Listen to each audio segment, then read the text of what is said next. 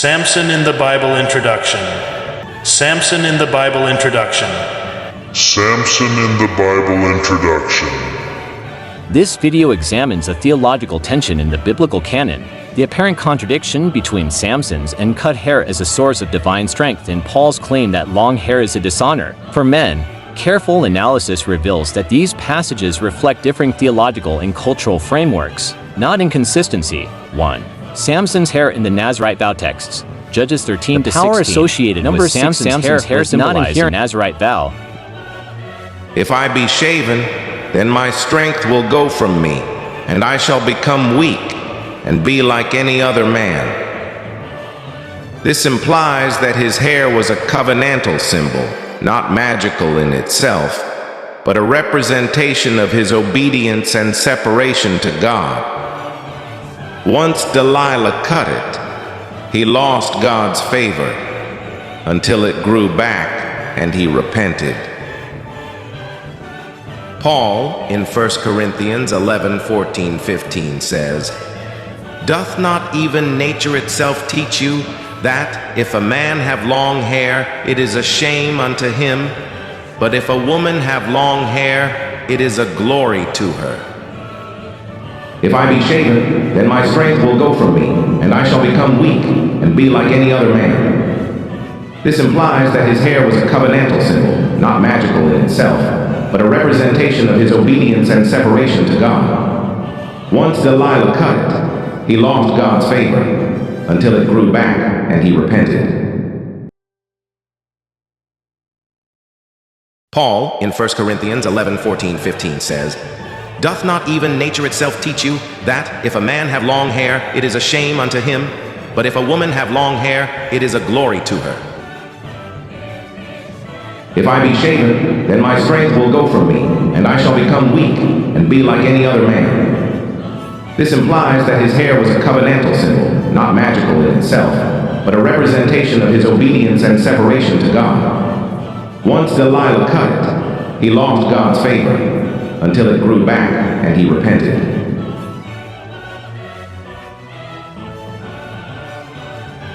But symbolic of divine, which involves abstention from covenantal fidelity, corpse contamination.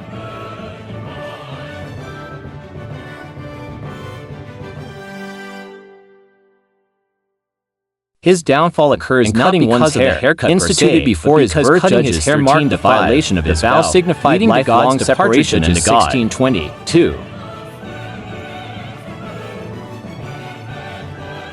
Paul's Corinthian context text, 1 Corinthians 11.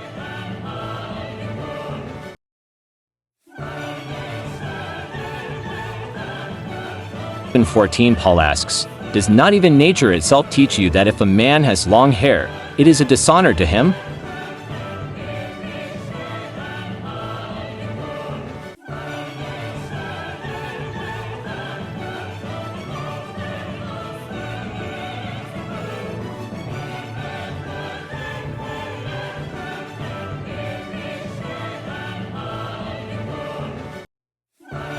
This reflects Greco-Roman cultural norms, where short hair represented masculinity and long hair could imply paganism or effeminacy.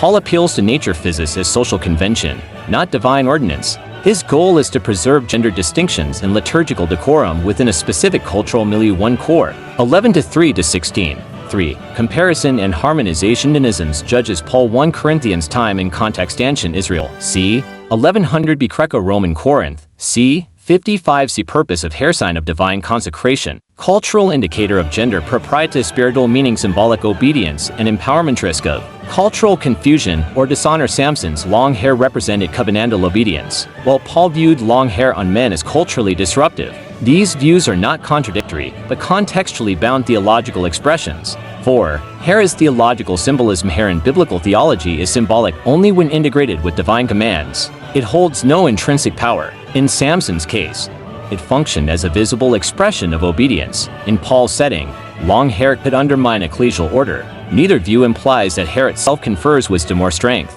God remains the source of both.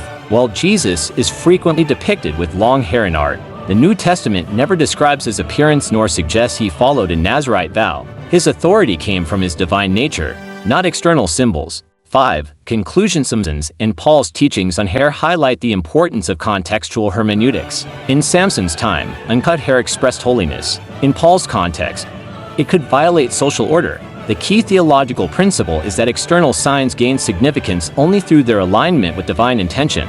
God values inward devotion over outward form. When outward symbols like hair reflect obedience, they are honored.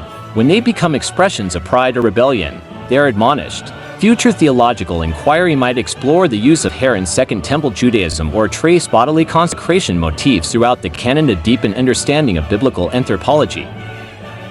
Samson's story, found in the book of Judges, chapters 13-16 in the Bible, is one of immense strength, divine power, and ultimately tragic weakness. Samson was a Nazirite, a person dedicated to God with specific vows, and his strength was directly tied to his uncut hair. He is known for feats like tearing apart a lion with his bare hands and single-handedly killing 1,000 Philistines with a donkey's jawbone. However, his story also highlights his flaws, including his impulsive behavior and his vulnerability to temptation, ultimately leading to his demise. Samson's birth and early feats. Samson was born miraculously to a barren woman, Manoah's wife, after an angel appeared to her, according to the Bible. His strength was directly linked to his uncut hair, a consequence of his Nazirite vow. He displayed superhuman feats, such as tearing a lion to pieces with his bare hands and destroying a town with a donkey's jawbone. The biblical account states that Samson was a Nazirite and that he was given immense strength to aid him against his enemies and allow him to perform superhuman feats, including slaying a lion with his bare hands and massacring a Philistine army with a donkey's jawbone.